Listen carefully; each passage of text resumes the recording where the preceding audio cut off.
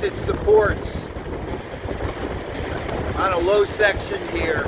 You see where it's sagging in front of me. I don't know if you can hear me or not. The last video was very inaudible, but that section of the pier is going to go. There's no doubt about it. It's not an if, it's a when. Lost all its undershoot. Whoa, shoot. I almost ended up over the rail. That isn't good. Wind's a lot stronger up here than it is on the ground, I'll tell you that. If you look past the pier, you can see the supports.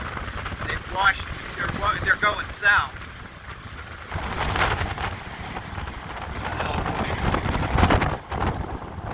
But it's going to go.